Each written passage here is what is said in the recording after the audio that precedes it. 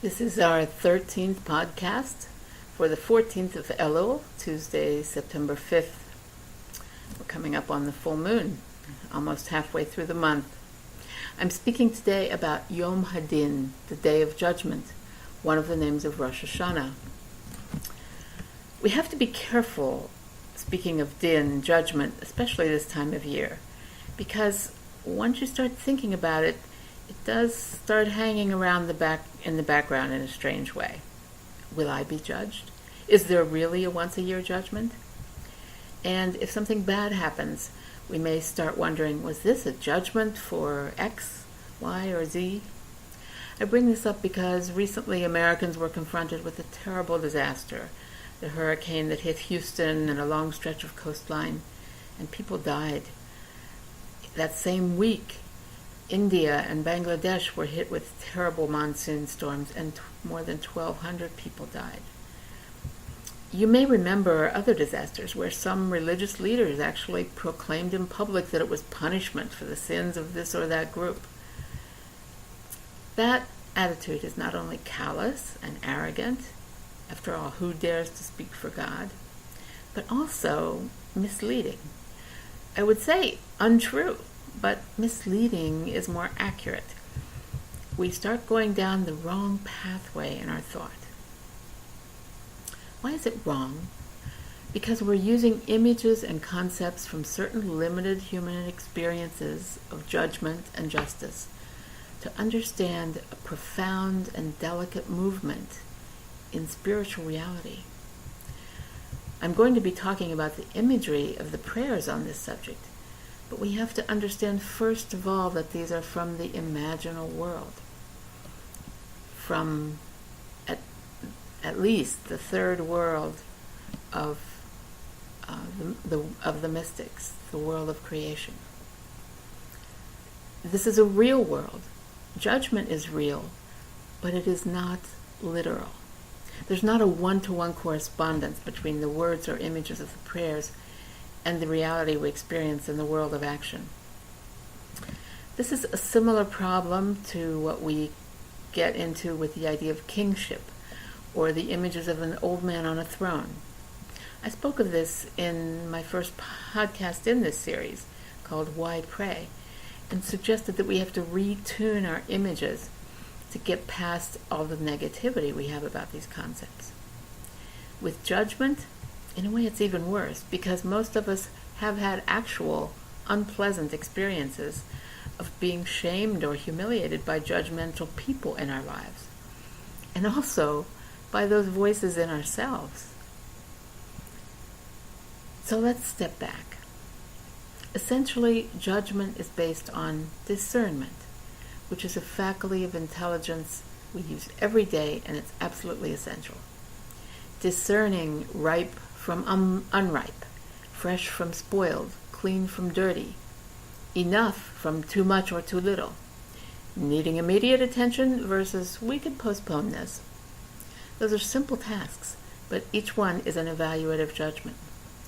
Sometimes judgments include emotions of attraction or repulsion, which translate into good or bad, for us at least. With people's behavior, we sometimes have to judge acceptable or unacceptable, as when we raise our children, and when a society makes its laws. The more we apply judgments to people, the more difficult it is to be objective, because our desires are involved. And yet, all the more essential it is that our standards and laws be fair. That's why the Torah has many laws about judges, not to take bribes, not to favor the rich over the poor, to stay within the parameters of the law, and many, many more. So, what happens when the spotlight of discernment turns toward us?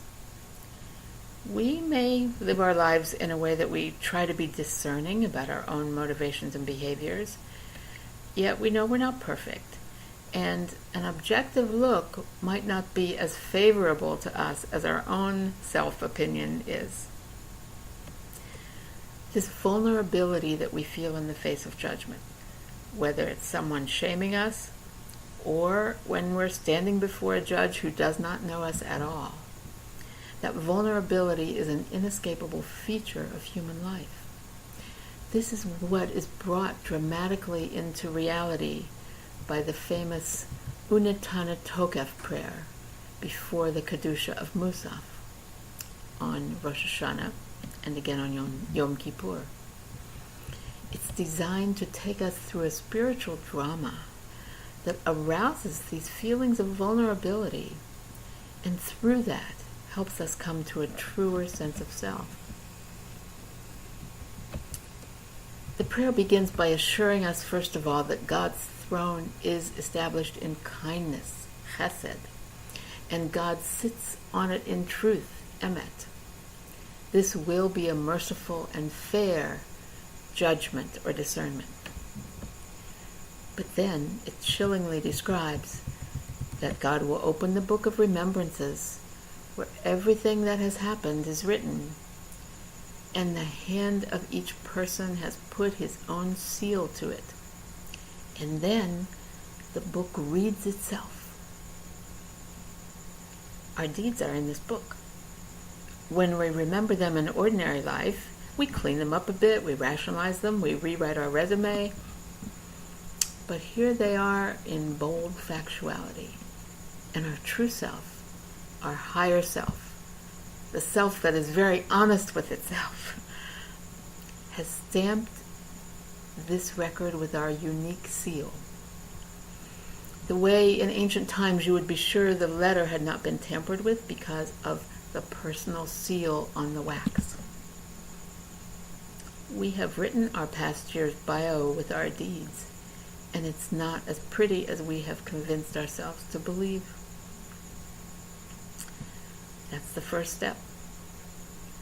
Okay, so now our rationalizing mind thinks, we're going to have a penalty or a fine. Actions, then some consequences.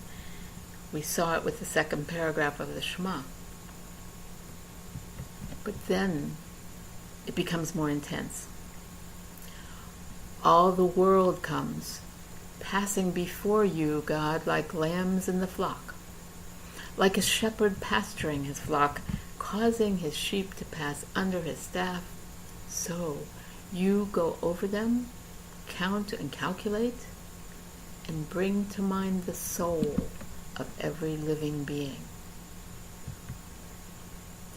What does that mean? God brings to mind the soul of every living being. And then God sets out the fixed portion of each creature and writes the decree of their judgment.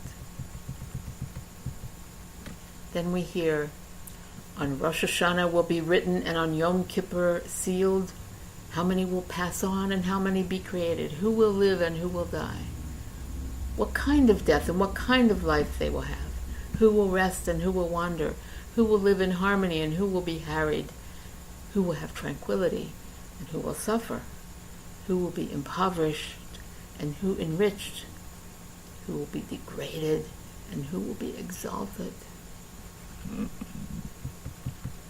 What is this fixed portion? Why is it a decree? It sounds so final. Are the alternatives in life so dramatic? This is intended to put the fear of God in us, as the saying goes. But how can we not be paralyzed by it, like the angels themselves, gripped by terror at the concept of this day? It's a bigger issue, and I will continue with it tomorrow. You may want to listen to Leonard Cohen's version of the last part of the prayer, called Who by Fire.